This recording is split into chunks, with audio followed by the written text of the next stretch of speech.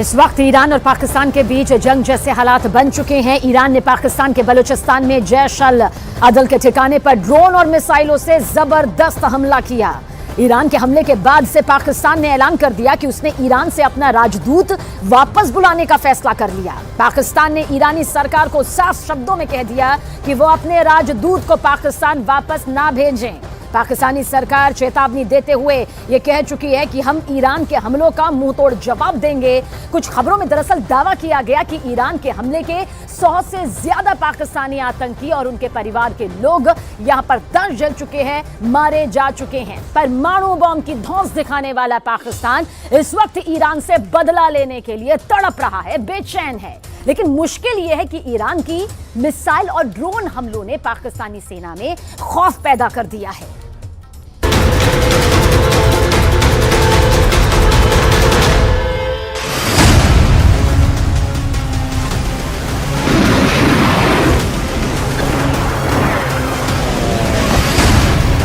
दुनिया भर के वॉर एक्सपर्ट्स इस बात से हैरान हैं कि आखिर ईरान ने सिर्फ 24 घंटे के अंदर इराक और पाकिस्तान में हमलों को अंजाम कैसे दे दिया।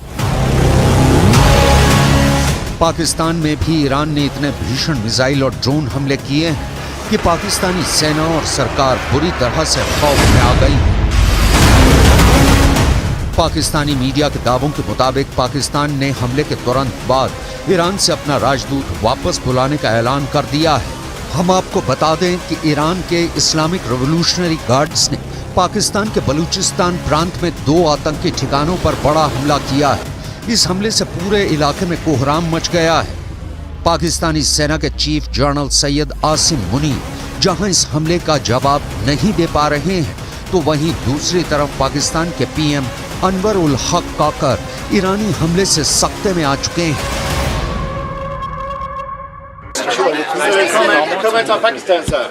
بر اساس ماده 51 منشور استنادی که میکنیم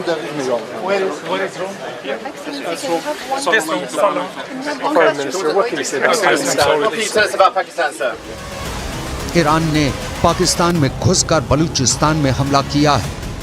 दावा किया जा रहा है कि ईरान ने यह हमला सुन्नी आतंकी समूह जैश अल अदल के 2 ठिकानों पर किया है, जिसकी वजह से भारी तबाही हुई है।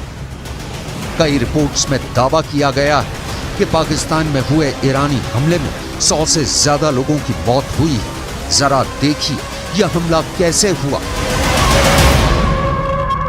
खबरों के मुताबिक ईरान ने पाकिस्तानी आतंकी संगठन जैश अल बदल के 2 ठिकानों पर हमले किए हैं और कल ही ये हमले वहां पर किए गए और ईरान ने इस हमले में ड्रोन और मिसाइलों का इस्तेमाल किया है। तो ड्रोन और मिसाइलों का इस्तेमाल किया गया है और साथ साथ 2 ऐसे ठिकाने हैं जहां पर ईरान ने कल हमले किए हैं और पाकिस्तान के बलूचिस्तान इलाके में ईरान ने घुसकर ये हमले किए हैं। लगभग 122 किलोमीटर अंदर घुसकर ईरान ने पाकिस्तान में मौजूद जैश अल अदल पर हमला किया है, जिसमें कई लोग मारे गए। और ईरान की मीडिया के मुताबिक सीरिया में मिसाइल हमलों के बाद यह अटैक किया गया है। ईरान की मीडिया ने यह भी दावा किया कि पाकिस्तान में जैश अल बदल आतंकी समूह के 2 प्रमुख गढ़ इस ऑपरेशन का केंद्र बिंदु थे, जिन्हें विशेष रूप से ध्वस्त किया गया। और हैरानी की बात तो यह है कि एक तरफ पाकिस्तान के पीएम ईरान से दोस्ती बढ़ाने की कोशिश कर रहे हैं, तो वहीं दूसरी तरफ ईरान ने पाकिस्तान में घुसकर बड़ी सर्जिकल स्ट्राइक कर दी। Can you talk to us about your meeting with the Iranian foreign minister? Will Pakistan respond to the strike?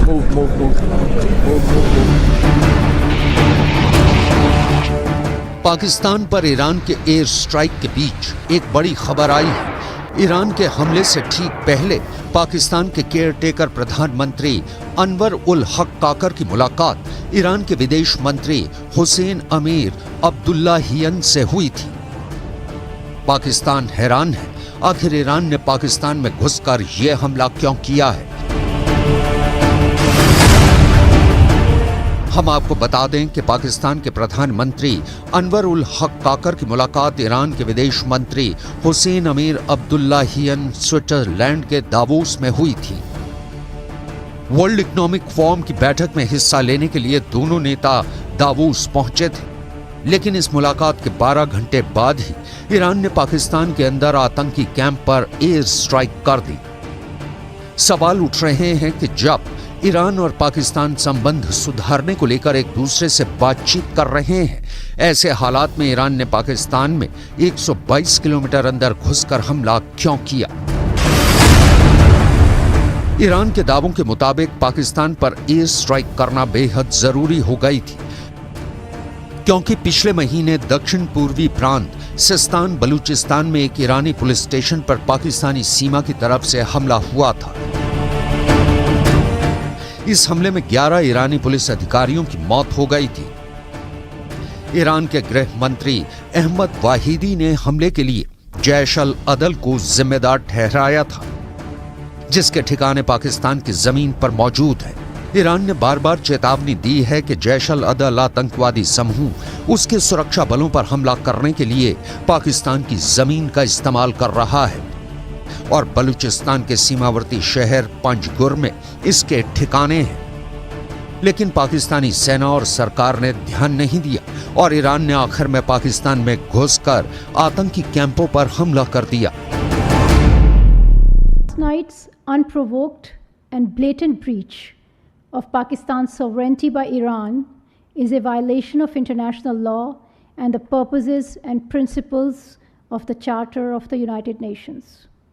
This illegal act is completely unacceptable and has no justification whatsoever.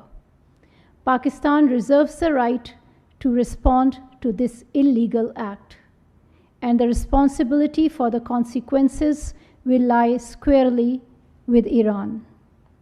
We have conveyed this message to the government of Iran. We have also informed them that Pakistan has decided to recall its ambassador from Iran